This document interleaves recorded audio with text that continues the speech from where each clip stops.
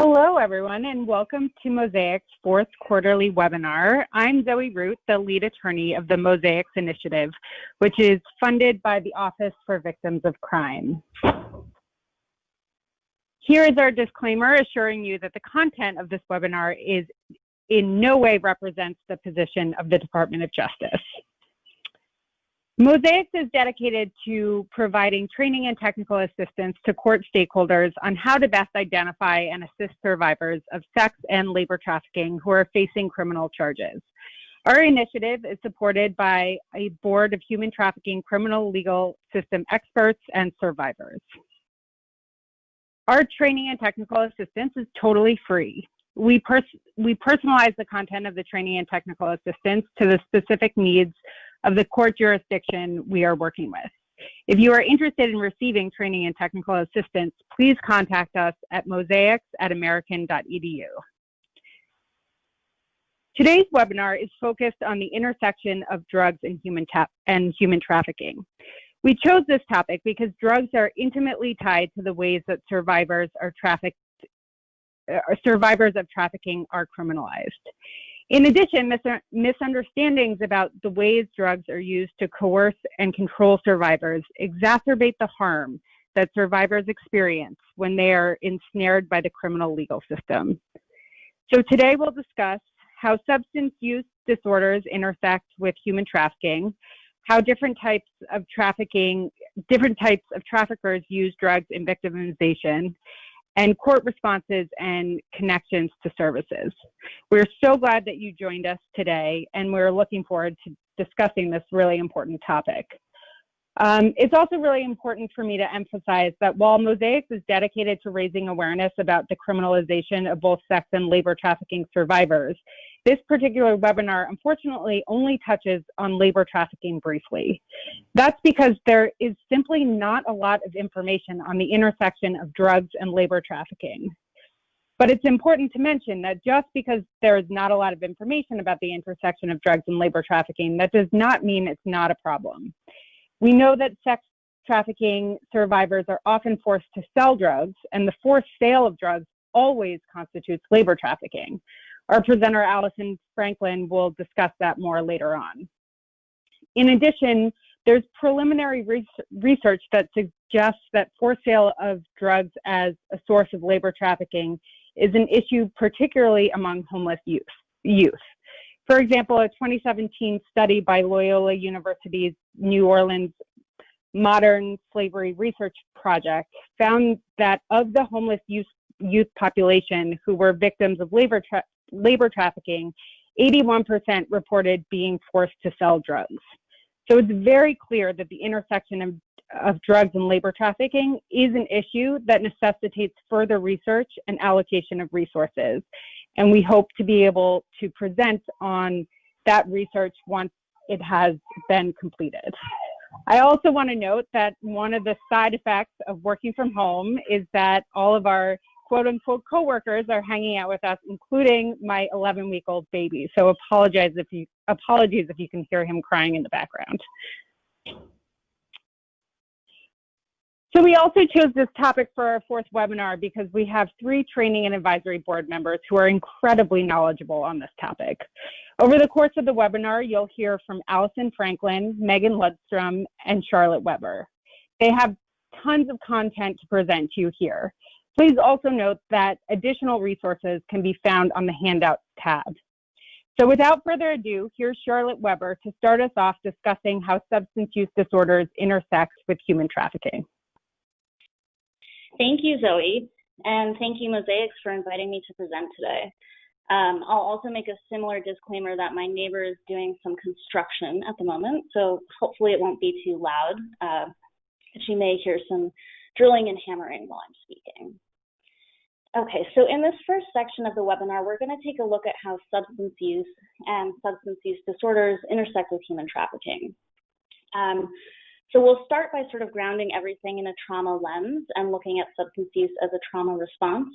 And then we will talk about substance use both as a source of control and a source of recruitment in trafficking. And then we will close out this initial section by talking about how substances are also a source of criminalization for survivors.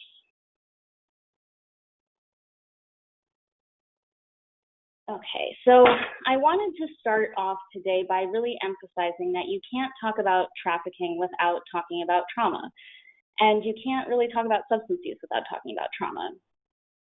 If you're working with someone who has been trafficked or exploited, or you suspect that this is part of their history, then you already know that this is someone who likely has a significant history of interpersonal trauma. And then on top of that, I know many of you are working in the criminal legal system in some capacity, and we're talking today about working with survivors in the justice system. And so it's important to recognize that the experiences of being arrested and incarcerated and going in front of a judge and just having an open case in criminal court are significant traumas for the survivors that we're working with as well. And sort of more broadly than an individual case that you may be involved in, we're really in the midst of a national reckoning with racism and violence in the criminal justice system. And when we're doing this work, we have an obligation to recognize the traumatic impact of systemic racism and oppression on survivors, right? We have an obligation to recognize how that is enacted through the justice system. Maybe even particularly when we're talking about folks with substance use concerns, because of the ways that drug charges have been used specifically to criminalize and incarcerate Black and Brown people in the US. And so it's imperative when we're doing this work that we are listening to survivors and that we believe survivors and that we are honoring and validating their responses to trauma, and not just interpersonal trauma, right, which I think is what we tend to think of first, right, like violence perpetrated by a single person, but also to systemic trauma and oppression as well. We're not doing a deep dive into trauma today, so I did want to say if you don't have any sort of foundational training in trauma responsiveness, I really recommend that you seek that out. There's a lot of great training being offered right now. We have another webinar actually through Mosaics that's available on YouTube for free that it goes more into just understanding trauma and trauma responses. And if anyone is interested, at the end, I can suggest like books or other places to start your learning if you haven't had a chance to get any training. And really, you know, we should all be continuing our learning throughout the work.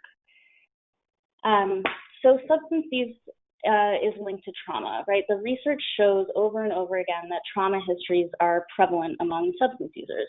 I would say in my work with survivors, 100% of my clients had complex trauma histories. And by complex, I mean multiple repeated and varied traumas that they had experienced over the course of their lifetimes. I think it's also worth noting that trauma history might specifically include early exposure to substance use. So I've worked with folks who started using like cocaine as young as 11 or 12 because addiction was in their family, and that's something that they were exposed to very early on. And then unfortunately, substance use is likely to increase the risk of experiencing further trauma, whether that's because of sort of a reduced ability to care for yourself or engaging in risky activities because of the substance use or to support the substance use. Okay, so to further illustrate the link between childhood experiences of trauma and subsequent development of a substance use disorder, I just wanted to highlight some research from ACEs here, which you may have heard of before. ACEs stands for Adverse Childhood Experiences. And this was a very large study that was initially done in the 90s, but it's since been replicated multiple times and with more diverse study groups. And essentially, it was looking at exposure to childhood trauma and subsequent mental and physical health outcomes in adulthood. And two things that I wanted to highlight from this research are, one, trauma is very common, and two, higher ACE scores had a direct correlation both to earlier onset of drug and alcohol use as well as to development of a substance use disorder. I believe it was like each ACE score, each adverse experience increased that likelihood by 2 to 4-fold. And one of the reasons why that's occurring is because traumatic experiences have a direct impact on brain development. And so if a child is experiencing chronic trauma, they may have changes in their cognitive functioning. They might have an impaired ability to cope with stress or negative emotions even outside of a traumatic experience. And there's a link here if you want to read more of the summary from SAMHSA about that research. Okay, so again, we're not doing a deep dive into trauma, but I did want to highlight 4 really common responses to trauma, just to sort of further show you how they translate into substance use. And if there's one thing I want you to remember when we're talking about trauma responses, it's that they make sense in the context of trauma, right? So oftentimes when we meet with people, we might see their responses, right? We see their behaviors or their reactions, but we don't know their trauma history, right? We don't know their personal histories or their stories. And so what happens is trauma responses get overlooked, or they get misdiagnosed as symptoms of mental illness, or otherwise pathologized or criminalized. And so when we're doing this work, we really want to be normalizing trauma responses and providing psychoeducation to survivors, if that's within your role, that trauma responses are adaptations to survive, right? They're normal and they make sense when we link them back to the context of trauma. Okay, so 4 of these responses are hypervigilance or hyperarousal, is essentially the body's way of constantly being prepared for danger. So a lot of the survivors that I worked with might describe feeling like really jumpy or edgy or always looking over your shoulder, or feeling paranoid, which, to be clear, it's not paranoia like in the psychiatric sense, but a lot of people have described it to me that way just because there's sort of this constant perception of threat, right? And it's essentially being in a chronic state of fight or flight. So this makes it really difficult to relax or to feel at ease. It can negatively impact sleep. And for many survivors that I've worked with, they didn't have access to an internal feeling of safety, right? For some folks, that feeling or even like the concept of safety was not accessible to them. Okay, so intrusive thoughts are unwanted and unexpected thoughts or memories related to the trauma. They may be triggered by something, they might come at random, but they are very intense and unpleasant, and they can sort of immediately change somebody's internal emotional state. Avoidance is exactly that. It's avoiding feelings or reminders related to the trauma. So an example that I used to give to clients was if you were robbed on your way home from work, you might start taking a different route home after that, right? Even though the new route home is 10 blocks out of your way and obviously takes longer to get home, and even though it's not likely that you'll be robbed again in the same place where that trauma initially happened, right? But you take the new route home because walking past that block where you experienced the trauma is too much. It's too overwhelming, and it brings up too much related to the trauma. And then lastly here, dissociation is a form of a freeze response.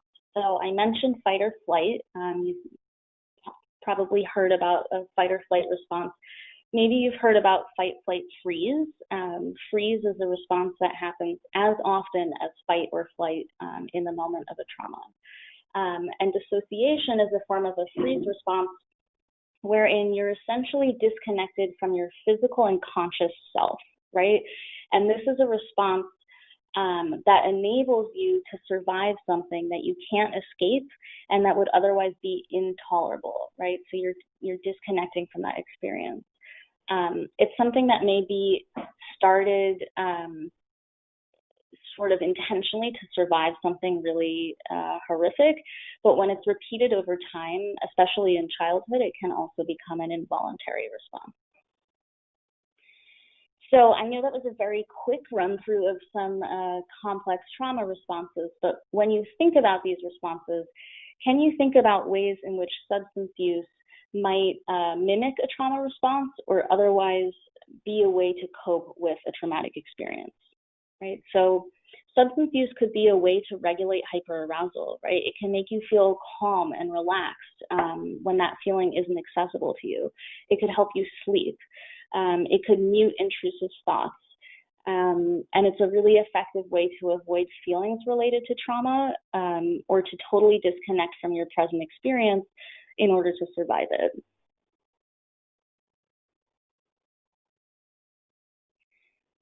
So with that trauma lens in mind, I would encourage you moving forward to reframe substance use as a trauma response, meaning that it makes sense in the context of trauma. And though it may be harmful, it is nonetheless an adaptation to survive, right? This is a coping mechanism to cope with trauma. If we are approaching working with folks with substance use concerns from this perspective, we're going to have more effective engagement. Because if you meet with someone and you ask them what happened to you, which might look like, what is this person's history? Where did substance use start for them? How is it harmful? How is it helping them? And what are they telling me that they need? Right? As opposed to meeting someone and asking what's wrong with you, which I think very often looks like this person has a charge for possession, they have an addiction, and they need drug treatment, right? Those are going to be two very different interactions. And when we're using a trauma lens, we're going to do a better assessment because we'll be curious about someone's needs and their history, right? We don't assume that we know what they need, and we'll be emphasizing survivors' resiliencies. And that all translates into better connection, and that's where we need to start. So I'll kind of close out this first portion here by just reminding you that when we're working with survivors of trafficking, whether there are substance use concerns or not, the initial focus has to be on building connection and increasing safety, right? Without those things, we can't do any other work. We can't like skip ahead before we build that connection with someone. And so with that, I will turn it over to Megan.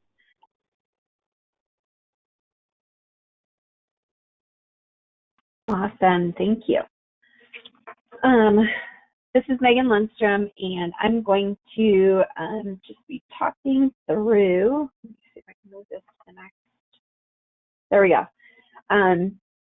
Talking through how substances are used as a source of recruitment and how different types of traffickers utilize substances and existing substance use disorders to maintain control over their victims.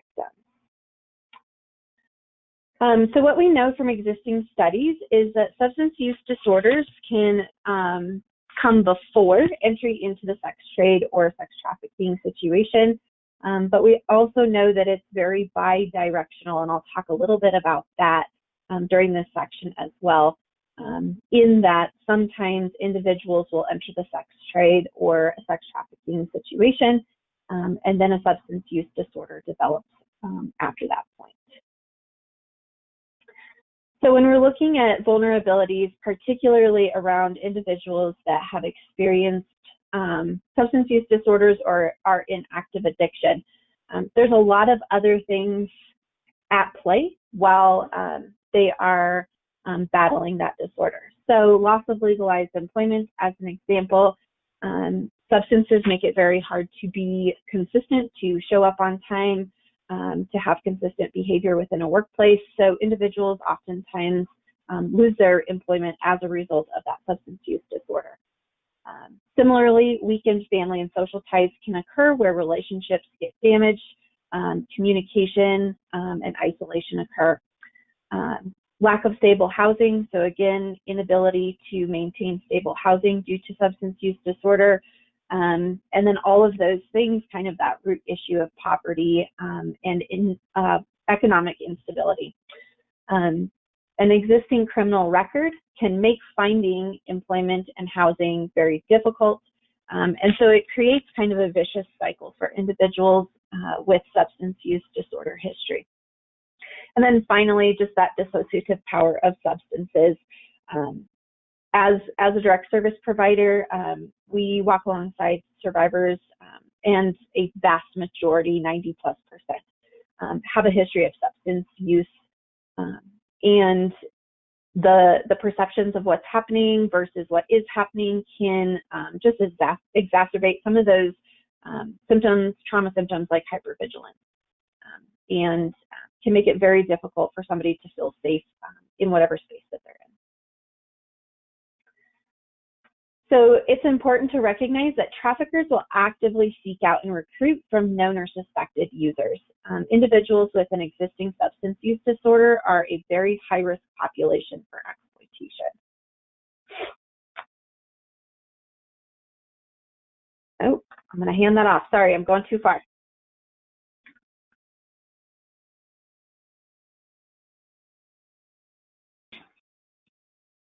All right, sorry about that. I was on mute. So just to draw on the previous information, just understanding that relationship between trauma and substance use is critical to understand how traffickers use drugs as a form of control. They capitalize on those comorbidities to control and manipulate their victims. It's just they maximize that vicious cycle of violence, mental health issues, victimization, and secure attachment issues. And they can literally hijack the biology and the mind of their victims with drugs. And so it's critical to note in all the work that I do, and I am a survivor of trafficking. I was gang trafficked for nearly a decade, and I've been doing this work for about a decade as well. Nearly every single person that I work with that is a survivor of trafficking has a profound history of childhood sexual abuse. And so oftentimes, not every time, just as was mentioned, it's a way to mitigate those trauma responses. And that's exactly what traffickers do. They prey on vulnerabilities. So pimp tactics are very similar to those used on prisoners of war. They restrict access to information. They cut off communication with family and former friends. They convince victims that they are dirty and can never go back to their old life. Make victims dependent upon their trafficker for all their material needs. Withhold food and sleep as forms of punishment, and extreme violence tempered with small acts of kindness. Substance use makes all this easier. An introduction of drugs into the equation makes isolating victims incredibly easy. They use drugs to isolate, offering enough drugs to create or support drug dependency.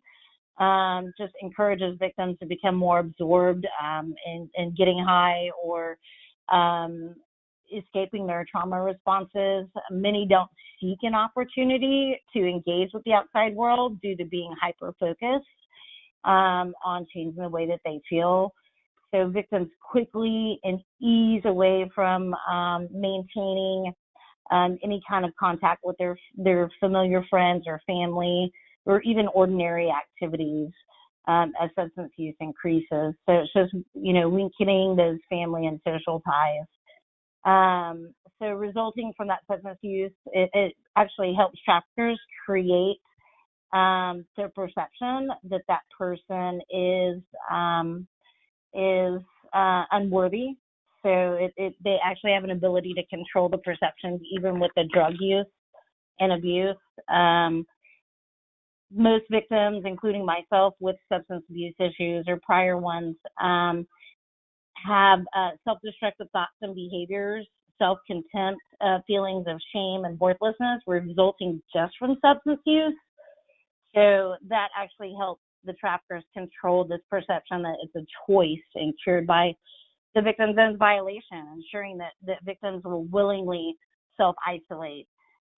Most of the victims and survivors that I work with, oftentimes due to that abuse prior to being trafficked, not all, but most, their self-worth was decimated prior to being trafficked, and that substance use contributes to the self-perception.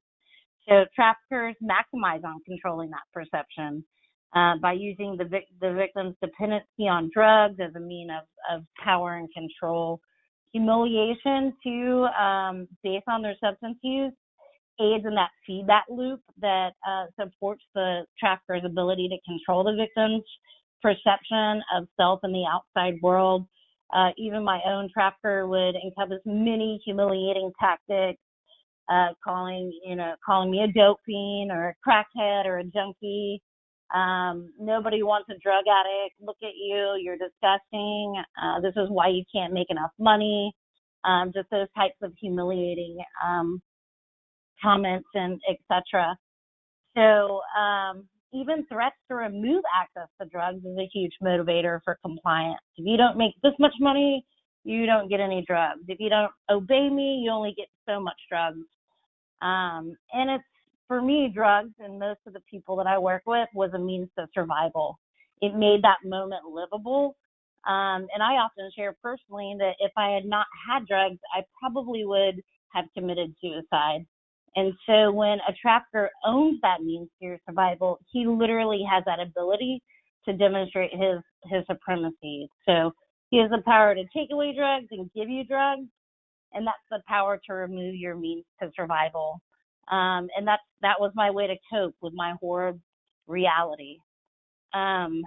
Enforcing trivial demands in effort to gain access to drugs, so that constantly chasing drugs, waiting for the access, the abusive comments, the lack of sleep, it's all exhausting, and it's all to the means to be controlled by the trafficker.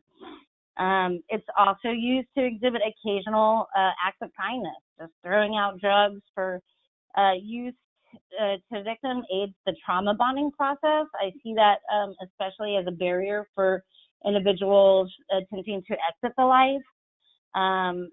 Not just the trauma bonding, but the substance use and that tied to their trafficker.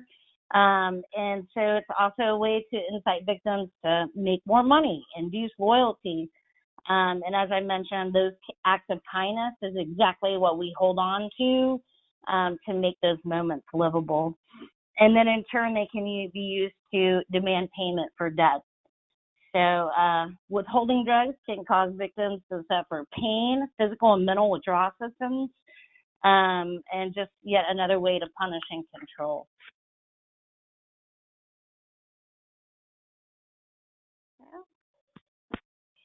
And traffickers, they're experts. They're experts on identifying those inadequacies and deficiencies. And as mentioned before, some are so adept that they can literally create those vulnerabilities, including substance use, and exploit the victims on the very weaknesses that they created. So they strategically use a variety of methods to control their victims, all of which exacerbate the mental health, behavioral health, and in turn substance abuse issues. So it's just a repeated cycle of abuse and victimization. And the more abuse that victim incurs, the more mental health issues, self-perceptions, and worldviews are compromised. And more likely they're going to look for anything to change the way that they can feel. And so that victim's substance abuse or use can actually become a linchpin and cornerstone that dominates all the tactics used by traffickers for control. So not only did my trafficker groom me to be his property and prostitute, he actually groomed me to recruit other victims, purchase, sell, and take penitentiary risks for the drugs that he sold. As I mentioned, I was gang trafficked for nearly a decade, highly organized crime, and just for reference, anything to do with guns or drugs, money, cars, all of it, we moved it. All the while, I was groomed and set up to completely insulate my trafficker from any type of criminal justice involvement. I currently work extensively in the area of victim offender overlap with juveniles and adults. I actually do support groups in the state juvenile correctional facilities. Most of the kids in there are very high offending, attempted murder, capital murder, robbery, some as young as 13. A large portion are in there on crimes their trafficker committed or they committed while under the oppression of their trafficker. So 90% of trafficking victims support survivors. Let me restate that. 90% of trafficking survivors report having been arrested, and nearly half of those more than 9 times. And so Oftentimes, traffickers appoint a person or a female to supervise others and report rule violations, really the right-hand person. In our language, in the streets or in the life, we call it the bottom. But we help instruct victims, collect money, post ads, inflict punishment. And a lot of times with gangs and organized crime, it's moving drugs, money, guns, etc. And so there's not a universal definition for forced criminality, but it's definitely where a trafficked person is forced to undertake a range of criminal activities by the person or trafficker exploiting them. And oftentimes when we think of labor trafficking, it's in reference to like domestic service or agricultural work or entertainment, restaurant service, etc. But forced criminality can fall into the realm of labor trafficking, such as already previously mentioned, the forced sale of drugs. So criminal organizations use force, intimidation, and coercion to pull people into illicit activities. And part of trauma bonding is critical in understanding that when you're reviewing cases in that relationship to their trafficker. And many of the victims of sex trafficking are made more vulnerable due to already being exploited to being targeted for forced criminality. I won't go into the case studies there, but there are many indicators that can be easily missed if one's not paying attention. And there is a trend of charging sex trafficking victims as offenders without ever considering their underlying victimization, including in prostitution. So for me, that's actually me. I personally cycled in and out of our jail and prison system. I went to prison 5 times, spent 10 years collectively behind bars, acquired 8 felonies, nearly all drug related, and while under the oppression of my trafficker. It wasn't until my 9th felony that I was offered access to any meaningful type of services to exit the life or address the root causes of my commercial sexual exploitation or substance use. And so arresting me never got me out of that situation. I was never identified as a victim. And I have 52 pages to prove that, 52 pages of judgment to prove that. And this has huge implications. So, is this your next one?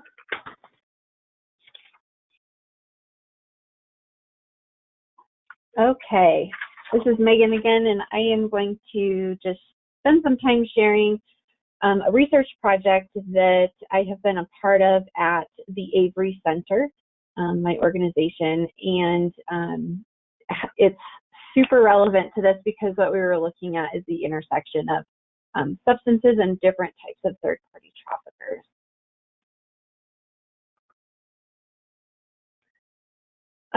So the question that we were looking at is looking at the different types of third-party traffickers and different types of commercial sexual exploitation and how the intersection of substance use may or may not differ between different groups in terms of the recruitment and grooming tactics and how different types of traffickers use substances to maintain control over their victims. So there's 4 different types of trafficking and exploitation that we looked at for this study. Familial controlled, so where a caregiver is exploiting typically a child that's in their care. Gang controlled, where there is more of that organized crime operation occurring, and the victim is typically the property of the gang, not necessarily the property of one specific trafficker, but the network as a whole. Pimp controlled, which there's overlap between gang and pimp control, and I'll touch on that a little bit. But pimp control is typically what a lot of trainings really center awareness on, but it's just one type of third-party trafficker. And I would say it's probably the relatively so, the easiest to identify just due to the acceptance of pimp culture in mainstream society. And then we have substance use and survival exploitation, where there may not necessarily be a third party. However, the person with the substance use disorder is engaging in commercial sex acts against their free will through force, fraud, or coercion. So before I continue on to our study, I listed off these 4 different populations of victims and their traffickers, but I also want to really note that there is no hard and fast, clean-cut difference. Exploitation happens on a spectrum. Traffickers do not operate within neat silos of behavior. And so this study was looking at those thematic differences, and there are clear differences. However, I fully want to acknowledge that the themes that I'm sharing did not absolutely apply to every single situation. So this study started back in 2017. Dr. Henderson from the University of Northern Colorado is the co-founder of the Avery Center, and she's a professor of sociology. And so back in 2017, we received some internal grant funding to do a research project, and we were able to invite in 53 females who identified as either currently or previously involved in the commercial sex trade. Each of the interviews that Dr. Henderson conducted with these individuals ranged from 30 to 120 minutes. They were semi-structured interviews, really focused on, first and foremost, what the individual was comfortable with sharing, but also understanding the grooming and recruitment process, the types of exploitation and abuse and experiences during the trafficking or during the time in the commercial sex trade, and then exits for those who identified as completely exited, and barriers for those who were still in the commercial sex trade. Because this interview was a very broad interview and we were looking at a lot of different variables, substance use was just one of the things that some participants outright disclosed, either past or current drug use and abuse. So of those 32, there were 4 familial controlled, 5 gang controlled, 18 pimp controlled, and 5 that identified as survival, substance use driven, or even just as independent adult sex workers. There were, I believe, 2 in our sample who had not had traffickers at any point during their time in the commercial sex trade. So absolutely want to acknowledge that piece as well. Before I get to the results, I want to acknowledge the limitations. Just like with any research project, there's absolutely limitations with this study. So first and foremost was this study represents the experiences of cisgendered females.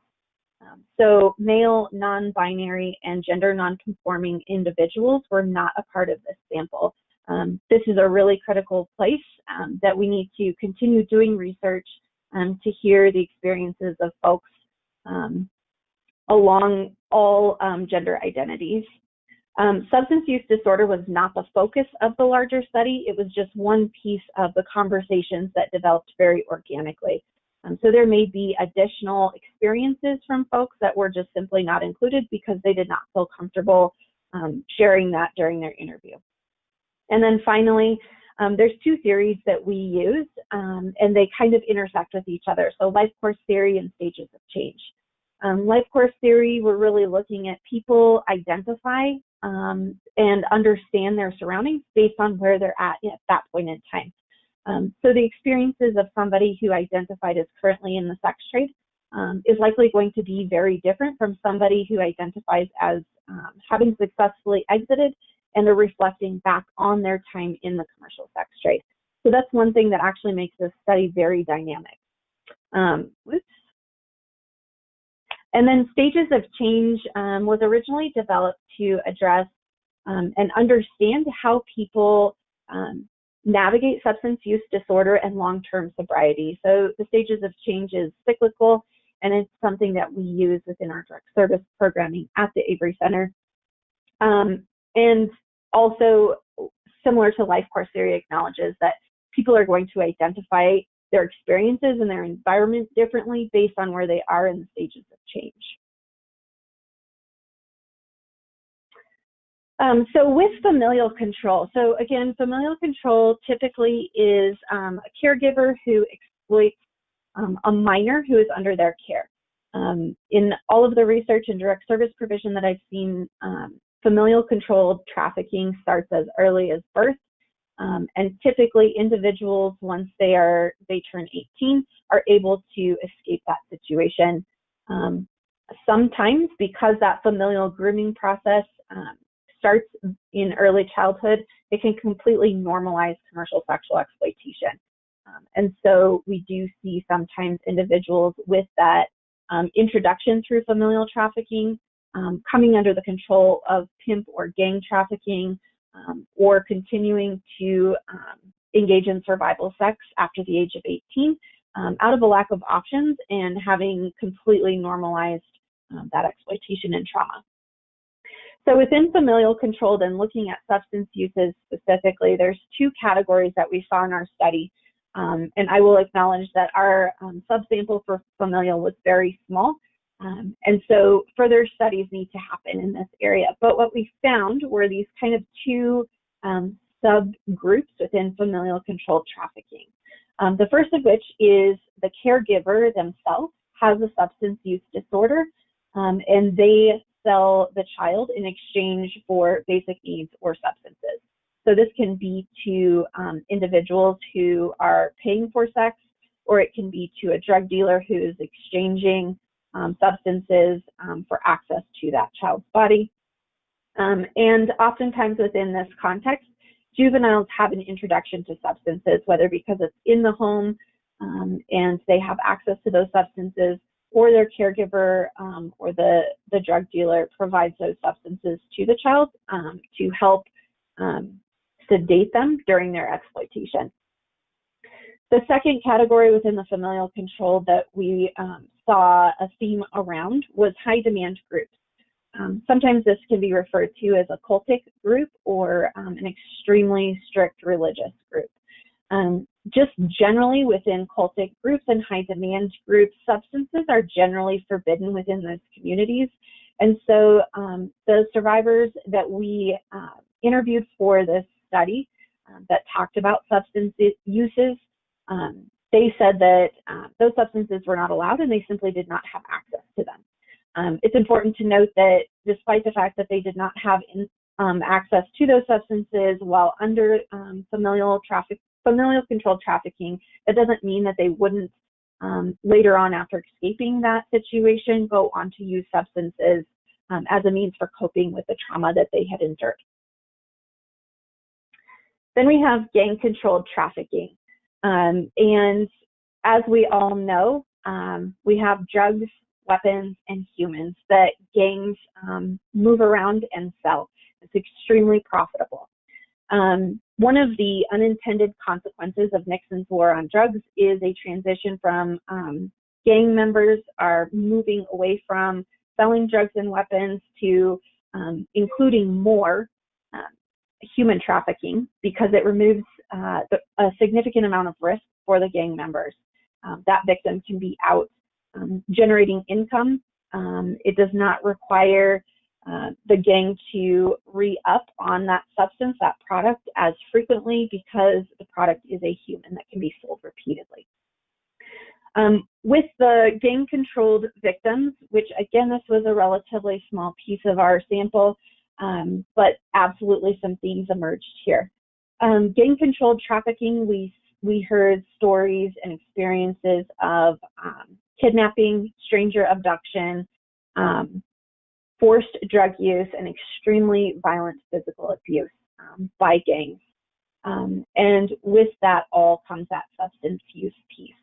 So gangs are already selling drugs, and selling humans at the same time provides this triple profit. So the victim themselves has a substance use disorder, and they are purchasing drugs from the gang or exchanging commercial sex acts from the gang for those substances. The victim is being trafficked to individuals outside of the gang, and so those profits are coming back to the gang. And then oftentimes buyers are offered or provided substances as well by the gang or by the victim, and those profits flow back into that organized crime network as well. With gang-controlled trafficking, this was individuals who came under gang-controlled trafficking were more likely within our study to have existing substance use disorders prior to being sex trafficked, which makes sense when you look at the profit component of gang trafficking.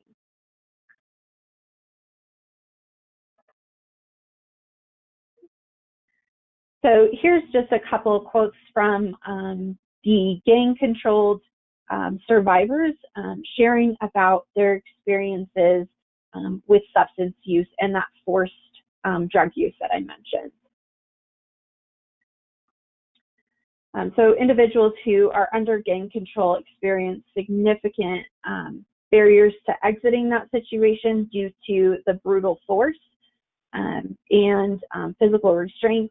And then with that substance use disorder, we did see that individuals who entered a gang-controlled situation with an existing substance use disorder, even after they had escaped the gang control, still had significant battles with maintaining long-term sobriety.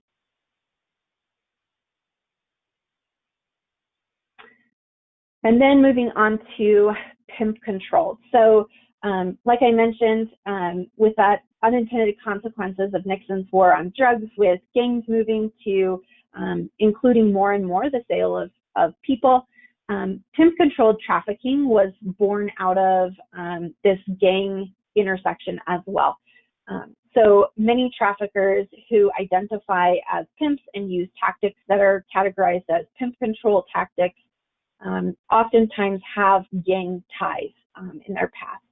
And this again makes sense because individuals who were arrested and convicted for selling drugs or trafficking drugs and weapons, the risk ongoing becomes too high. And so in order to maintain that level of income for that gang member, they transition into pimp-controlled trafficking sometimes. So pimp-controlled trafficking, as I mentioned, is typically the easiest to identify publicly because of the acceptance of pimp culture, and we're very aware of some of the stereotypes around just the term pimp. So in this study, when we looked at the pimp-controlled sample and we had 18 individuals in that subsample, these individuals were overwhelmingly introduced to illicit substances by their pimp, which means that their grooming and recruiting process by their pimp trafficker occurred prior to any substance use or abuse.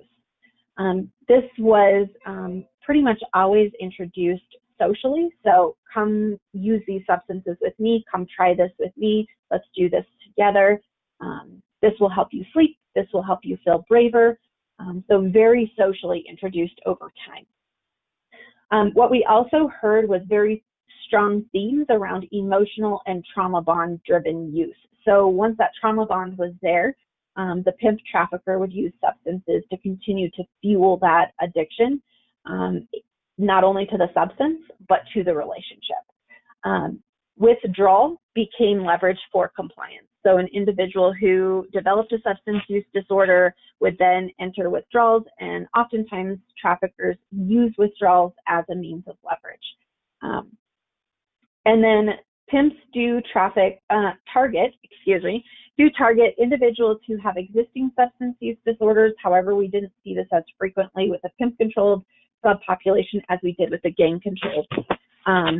Sometimes it was mentioned several times in those interviews that individuals who had existing substance use disorders, when they were recruited by a pimp trafficker, they were actually, the pimp helped them get clean and then used their sobriety and quote unquote saving them as leverage for that victim to then prostitute for them. So saying, you owe me, I helped you get clean, you owe me. We also saw a lot of pimps that forbid significant substance use. So the occasional social use, to relax and go to sleep, or to feel brave and go out and engage in prostitution. However, many pimps also just flat out forbid it. And ultimately that came down to, one, wanting their victims to be alert and able to engage with sex buyers as safely as possible, and then also cutting into their profit margins. So a lot of pimps that no longer had direct ties to gangs or didn't have ties to gangs to begin with did not want to give their profits over to gangs for those substances to maintain an addiction. So here's several quotes about pimp-controlled survivors, and all of these really highlight that social introduction and those recruitment tactics. Danielle has a statement about helping victims get off drugs first and using that as a part of his recruitment and grooming tactics.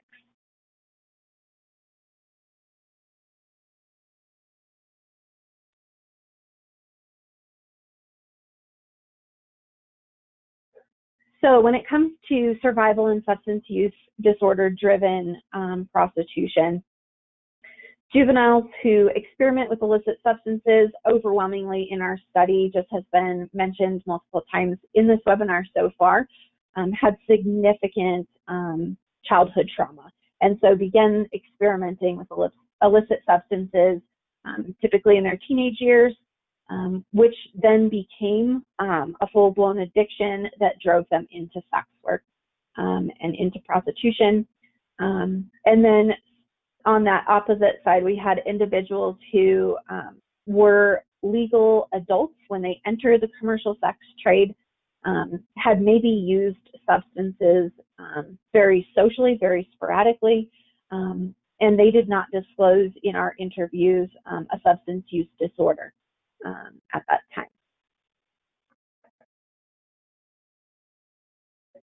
So to summarize some of these things, that bidirectionality. So addiction can lead to prostitution first and foremost.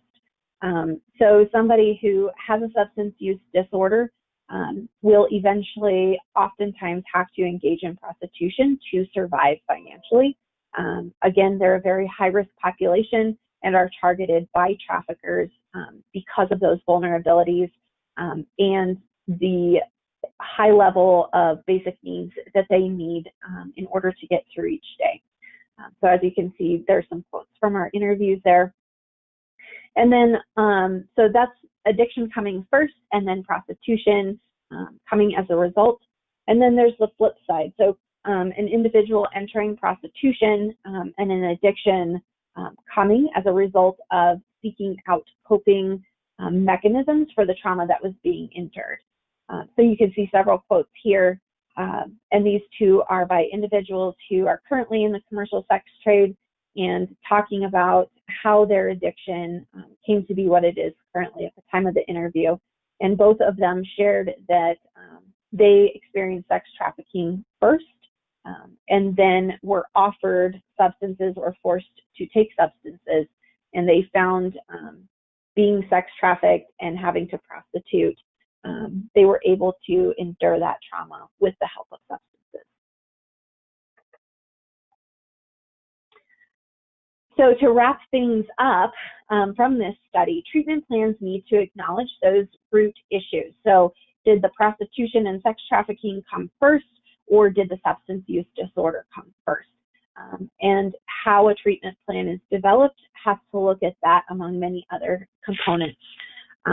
Again, understanding that substance use is a coping mechanism for unresolved trauma, and so mental health supports, allowing space for the process, processing and healing, talking about experiences, connecting with peers, all of those pieces can help an individual come to understand their trauma, and then that chronological entry into sex trafficking and substance use disorder should be assessed for care management.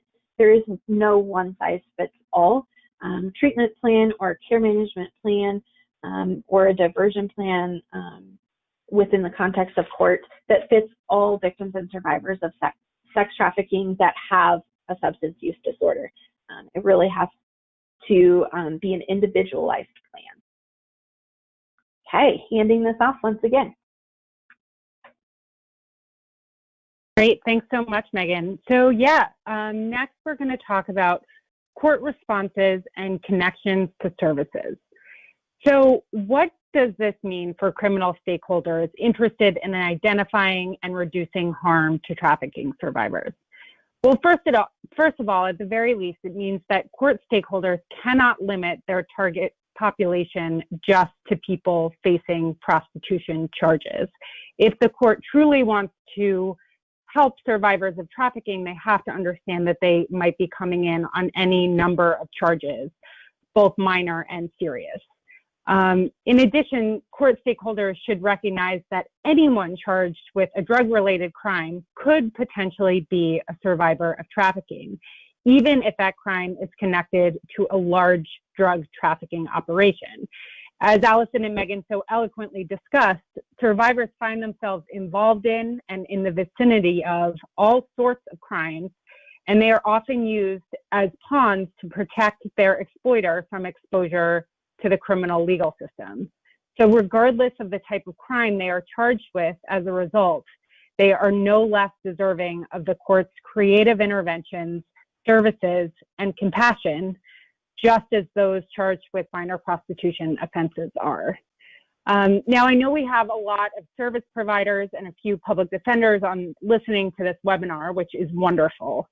I encourage you all to talk to your local judges and prosecutors about getting trained on the intersection of drugs and human trafficking so that they will have a better understanding of how drug charges, even serious ones, are in many cases just an indication of how incredibly harsh the circumstances are for the trafficking survivors facing them.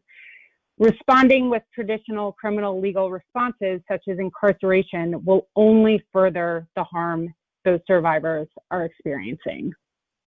In addition, while training in trauma and substance use disorders is really important for all court stakeholders, and all court stakeholders should be pursuing this type of training, even with this type of training, court stakeholders still need to always defer to the expertise of service providers in deciding what type of services should be mandated or whether services should be mandated at all.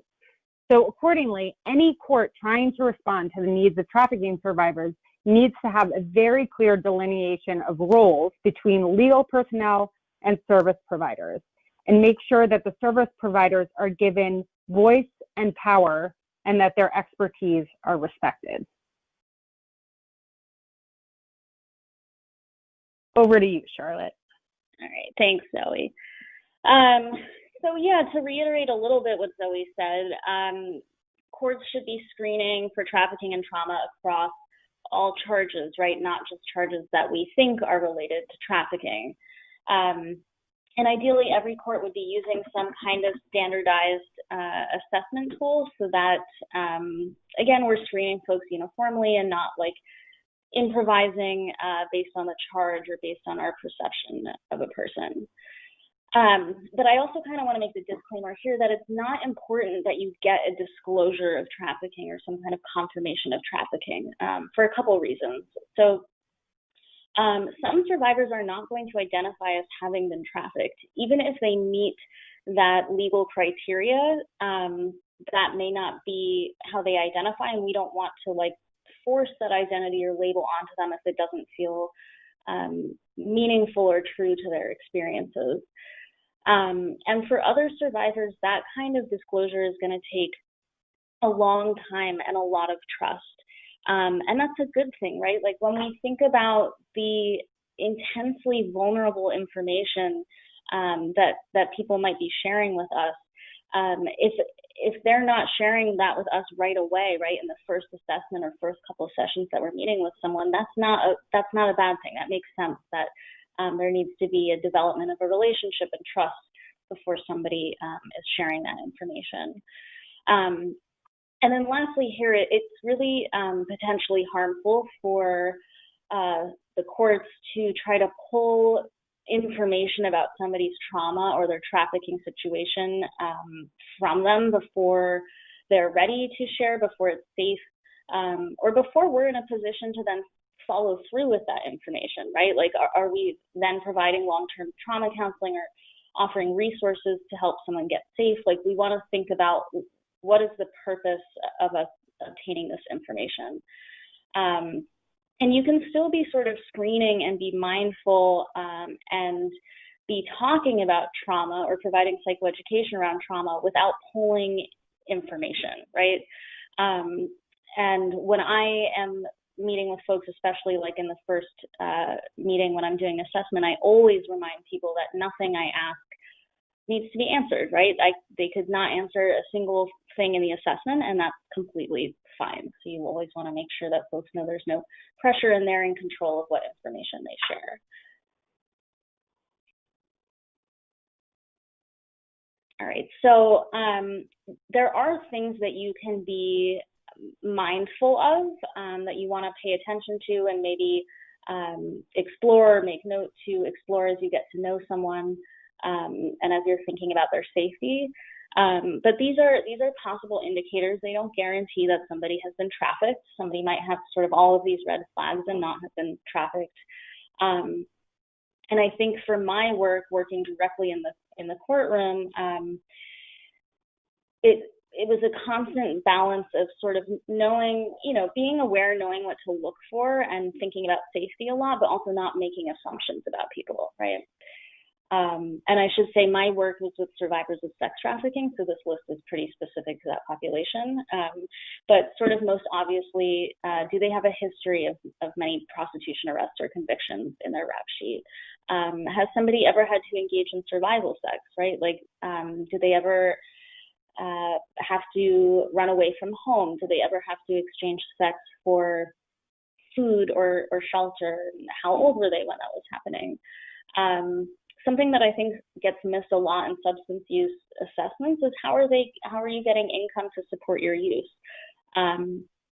Megan had talked about how that, the answer to that may be that they're engaging in sex work, which then presents a sort of greater vulnerability to being exploited. Do they have shelter? What is their living situation like? Is this person like totally exhausted every time you're meeting with them or falling asleep? Or having to be out all night. And then do they have ID? I would say maybe sort of the biggest like red flag here is if they don't and if somebody else is in possession of their ID, that's definitely very concerning. If someone you're meeting with doesn't have ID, that could be a great place to start working with them, right? If they're not necessarily ready to engage in something else, that's something that I would try to do with folks that I met with is like, let's figure out how we can get you ID, because that can be a complicated process to navigate, and that's a helpful way to provide support. And I'm passing this back to Allison now.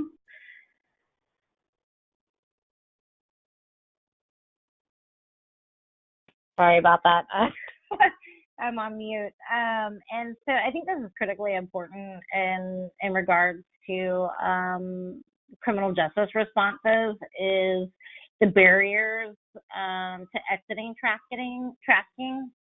As I mentioned before, the trauma bonding and the use of substance use to strengthen that trauma bond is huge, especially in the direct service work that I do. Also just uncertainty of the future. For the most part, most of the clients that I work with, it's what they know. And so that uncertainty and fear can be a triggering experience for them, and actually push them further back along that stages of change. Lack of financial resources. As I mentioned before, many have low educational or education. Many haven't graduated high school. They have criminal records, just as myself, even though I did manage to make it to college prior to being trafficked. I still had 8 felonies. And so that even to this very day, 10 years later, working at a national, state, and local level, finding a place to live, getting student loans to get into college. My APR rates are higher on my credit card. Certain car insurances will deny you if you're considered high risk. And that isolation or weakened ties with family support, oftentimes due to trafficking or substance use, or perhaps they never had those as well.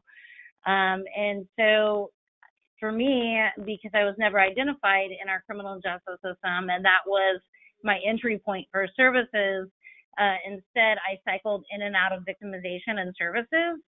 And that is a huge deal and includes, a barrier for exiting trafficking. Oh, sorry about that. Also mandatory versus voluntary. With most of the experiences that I had with connection to services within our criminal justice system, I was mandated healing. So I've been court ordered by judges to get sexual abuse counseling, ordered to be in medication compliance for my mental health issues. Nothing was ever choice-based or strength-based. I had no agency or voice within the process of my service plans or treatment plans. To me, as a person that was sexually abused as a child for an extended period, all my choices were stripped from me, from my family member that abused me, as well as my trafficker.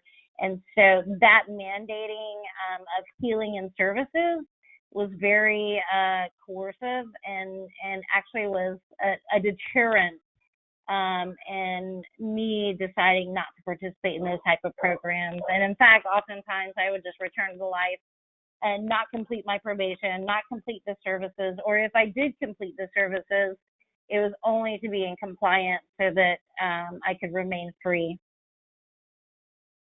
The issue too is that failure to identify VOTs in the criminal justice system or victims can interrupt those services, right, that would address the victim or offender's trauma. Failure to recognize and respond to them, it actually perpetuates this perception that victims or offenders are not entitled to service-based response, and more so fueling that punitive response. So it wasn't until, as I mentioned before, that 9th felony that I had access to services that were choice-based and strength-based. So that one-size-fits-all, unfortunately, most of the individuals that surface in systems, especially our criminal justice system, those systems are ill-equipped for the most part to support individuals with, complex and high needs. It's generally a one-size-fits-all. And for individuals to really be able to engage in those services, it has to be individualized. It has to be gender specific. It has to have integrated responses. I know for me, a person that had been fragmented and disassociated for most of my life due to abuse and complex trauma, the case management was not intensive. It wasn't coordinated. So, individuals are going 3 hours on a bus through the area where they were trafficked in just to get a little sheet of paper to go get an ID. And then when they go get the ID, they can't serve them. All that's really difficult to manage. You're sending a person over here for substance abuse, a person over here for, their mental health issues, over here for their therapy. That's too much for a lot of individuals. Even now, the people that I work with, just navigating those systems is overwhelming all on its own. Also, the anticipation of relapse. So all the, dirty UAs, all those types of things, those are generally approached from our criminal justice system with a punitive approach. And anticipating relapse should definitely be part of these programs. So I think too, for the screening aspect, just understanding the history and other related factors. Does that person have a history of abuse or child welfare involvement, etc. So promising practices. I know I was denied a lot of services that I could have benefited from because I had co-occurring substance abuse and mental health issues. A lot of programs are not, especially like residential treatment or even drug treatment, do not accept individuals with co-occurring issues. Definitely the need for protocols for identifying and assessing individuals for trauma, victimization, and human trafficking. So trauma-informed care, stages of change, which has already been mentioned, and really just absolute criminal justice reform and reentry services, as well as that multidisciplinary response. I know that a lot of specialized courts do have that, and that is, incredibly helpful.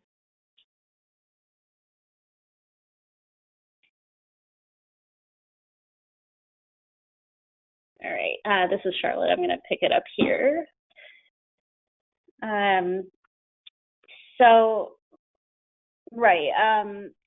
To kind of reiterate a little bit, charges should not dictate treatment, right?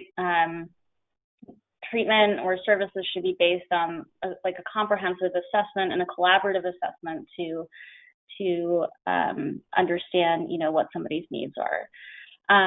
So if you are working with someone who has identified that they would like to connect with substance use treatment specifically, things you want to keep in mind. When somebody is first getting sober, they're probably going to feel worse before they feel better, right? If substances were numbing trauma responses, then when they stop using, all of that is going to come up again. And so we need to think through and make sure that somebody has the stability and the appropriate services to be able to identify and practice new coping skills in place of the substance use.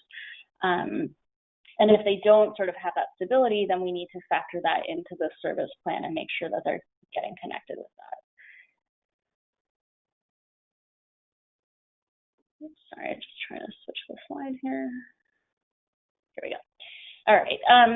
So you, of course, want to be talking with a survivor about what they feel they need, right? What do they think would be helpful to them in terms of treatment, and then be able to provide some education around what kinds of options are available.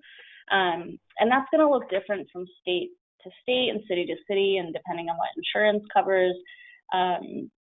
But that might look like inpatient versus outpatient treatment. There's medication-assisted treatment. There's community programs like NA and AA. And you don't need to be an expert on all of these, but it's more around providing choice, right? Because like Allison's slide said, one size fails all, right? So different treatment modalities are going to be effective for different people. And then I just wanted to put a note here based on my experience working in the courts. Typically when somebody came through with multiple drug-related charges, the response from the court was to either mandate or strongly recommend some kind of inpatient or residential treatment program. And I just want to say inpatient is not inherently better or more effective than outpatient, right? There's things that you would factor into an assessment to think about what would be most appropriate. So you want to think about somebody's recovery environment. You might meet with someone who has a history of having been trafficked, but at this time they are not, and they maybe do have a stable place where they can live, and they're not comfortable going to residential treatment, and that might be okay. You might meet with someone who is in crisis and wants substance use treatment, and they might be homeless or living somewhere where there's a lot of active use, and for that person, maybe a residential program is more appropriate. You want to think about, do they have any support systems, and what were their past experiences in treatment like? There's a lot of information there, like what do we already know has been helpful or not helpful in the past.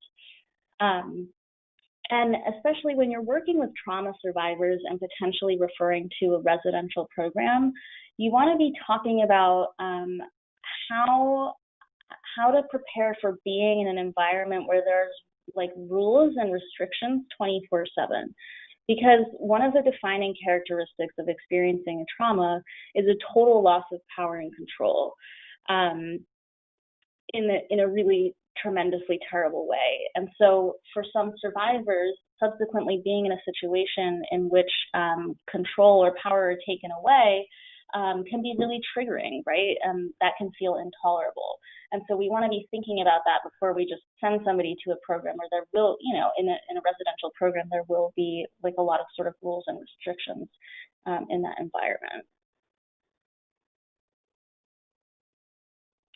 So a couple other things for courts to keep in mind. So treatment might typically focus initially on the substance use and then gradually move into deeper trauma work as somebody becomes more stable in their recovery. And this is long-term work, right? It takes years. And recovery is really a lifelong process. So this is not something that the court can expect to like see through to the end or have control over. We can't mandate recovery. And it's not helpful to survivors if we're taking that approach, because we're not then really encouraging them to kind of harness their own internal motivation and autonomy in their recovery. And it's not helpful to us either, as folks, you know, service providers or other people working in the courts, if we create unrealistic expectations for the program or for ourselves as professionals. I think you leave a lot of room for burnout there too. And then treatment isn't linear, right? You've heard it many times and it bears repeating that relapse is part of recovery. It's going to happen. And so increasing sentencing or jail time or any other kind of shaming response from the court is totally counterproductive to recovery. I fundamentally believe that shame is not a good motivator. It doesn't work. There's also already like a lot of shame involved in trauma and trafficking, and we don't want to further compound that, right? So there's a real difference between holding someone accountable and shaming them or punishing them. And the best response from the court, if somebody comes back, you know, with a new case or on a warrant or has a relapse, is to be like supportive and welcoming. Like, you're here now. What do we do now? How can we support you, or what do we need to change? Right?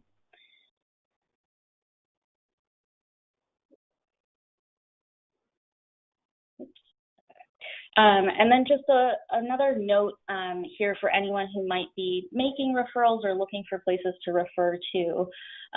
When you're looking for programs, you want to think about, of course, what kind of treatment they offer. Are they using like trauma-informed curriculums in the program? And then more broadly, is this a trauma-informed program? So I think that sometimes offering a trauma group or having like some clinicians who are trained in an evidence-based trauma practice can be conflated with being trauma-informed. And while those things are really important, and I don't want to minimize them, when I'm talking about trauma-informed, I mean, like, is the whole staff trained on trauma and trauma responsiveness, right? Including the person at the front desk. Do they take a non-punitive approach to treatment? How do they handle conflict and relapse? Are they emphasizing choice in treatment? And, you know, how are the staff doing, right? Like, are the staff supported? Are there enough staff to provide meaningful services? And then lastly, we want to pay attention to what people who are receiving the services are saying about those services. So one of the best referral sources that I had when I was working in the Bronx came from a woman who was referred to me through the court, but was already in outpatient drug treatment, and really loved that program and had a positive experience there. And it was right by my office, but I didn't know about them. And so through her recommendation, I met with their, you know, director and got to do a site visit and learn more about it, and was able to refer other folks there. So it's really valuable to know what are other survivors or participants saying about this program. And that is all that I have for that section. So I will turn it back over to Zoe. Great. Thanks so much, Charlotte. And that concludes our webinar. Thank you so much to Charlotte and Allison and Megan for their presentations. If anyone listening has any questions for Allison, Megan, or Charlotte, or they are interested in learning more about Mosaic's training and technical assistance, please do contact us at mosaics@american.edu. And you can learn more about our training and technical assistance on our website. The URL is listed on this final slide here. Thank you all so much for joining us, and we look forward to connecting with you again on our next quarterly webinar. Goodbye.